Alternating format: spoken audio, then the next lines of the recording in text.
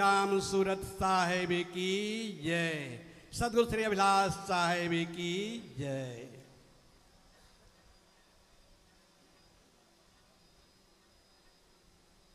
पूजनीय गुरुजन, धर्म प्रेमी सज्जनों, श्रद्धा मूर्ति देवियों, सदगुरु श्री अभिलाष साहब जी के कर्तृत्व और व्यक्तित्व इतने महान हैं, मुझ में इतनी शक्ति कहाँ जो गांव गला पसार। अद्भुत व्यक्तित्व के धनी थे। सुना जाता है भगवान बुद्ध के पास जो कोई जाता था उनके पास ऐसे आवर्तनी विद्या थी, वो उनके हो जाते थे। ये हम कहानी में सुनते हैं, लेकिन सदगुरु श्री अभिलाष साहब जी के जीवन में मैंने देखा है, एक बार भी दर्शन पाता है, एक बार भी दर्शन पाता है, बस आपका ही हो जाता है। चाहे किसी मत पंथ का मानने वाला हो, चाहे गृहस्थ हो, विरक्त हो, उनको एक बार जो देख लेता था, सानिध्य मिल जाता था, यहां तक उनका विरोध करने वाले भी उसके अनुयायी बन जाते थे। अद्भुत व्यक्तित्व के धनी, उनके त्याग तप। मैं सन 75 में कबीर मंदिर बड़हरा सदगुरु श्री राम सूरत साहब जी के शरण में आया। उसी साल बड़हरा में भंडारा हुआ, प्रथम दर्शन मैंने वहीं किया साहब जी का। और जानते हो, साहब जी के लिए बिछौना बिछाने की ड्यूटी मेरी थी। आदेश के अनुसार मैंने क्या बिछाया।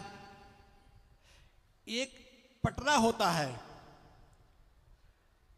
इतनी ऊंचाई, और बांस की पट्टी उसमें ठोके जाते हैं, घास की चटाई और उसमें एक दरी, इतना मैंने बिछाया था। और उसमें साहब जी विश्राम किए। कोई रजाई गद्दा नहीं, कोई मखमली गद्दे नहीं। कितना त्याग, कितना तप, सोचते ही बनता है। साहब जी को मैंने दर्शन नहीं किया सज्जनों, मैंने उनकी पुस्तकें पढ़ी।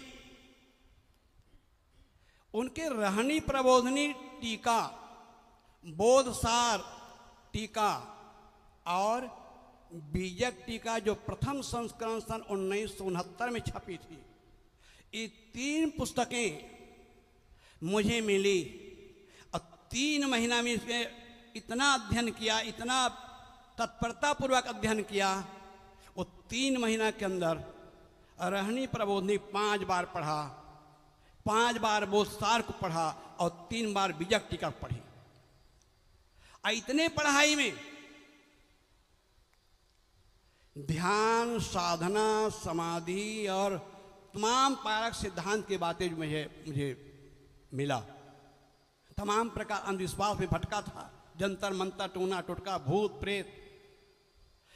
3 महीना की पढ़ाई में ये सब बिल्कुल समाप्त हो गए और हृदय में ऐसा उजाला आया।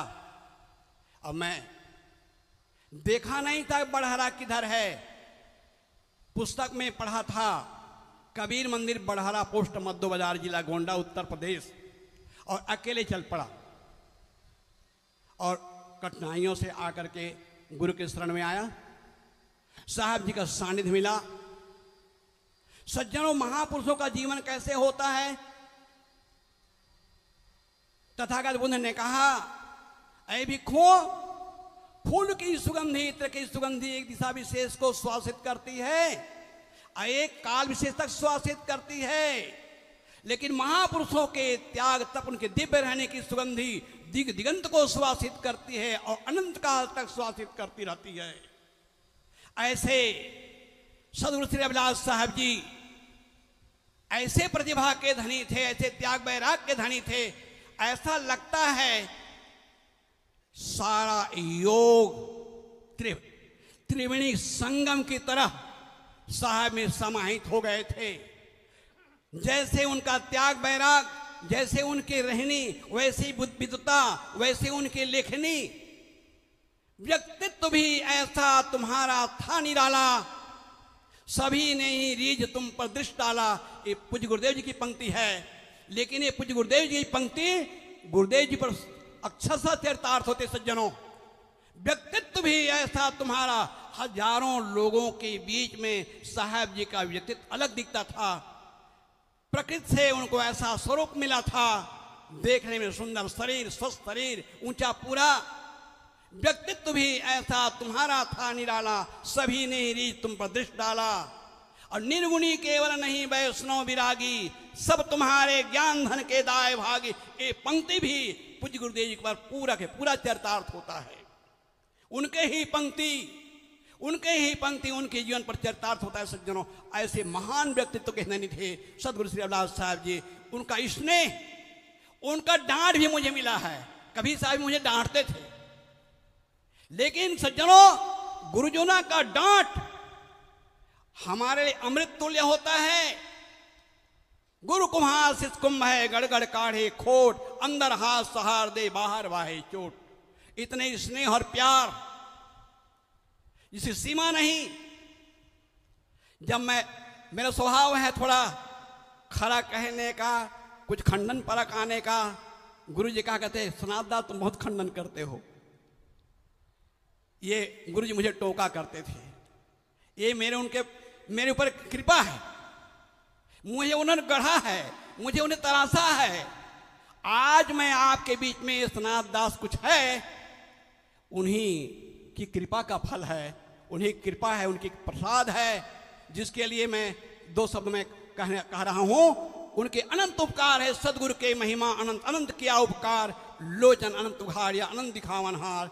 ऐसे व्यक्तित्व के धनी महान शास्त्रा सदगुरु श्री रविदास साहब जी के चरणों में मैं सत नमन करते हुए मैं उन्हें श्रद्धांजलि अर्पित करता हूं। बोलिए सदगुरु कबीर साहिब की जय, सदगुरु श्री रविदास साहिब।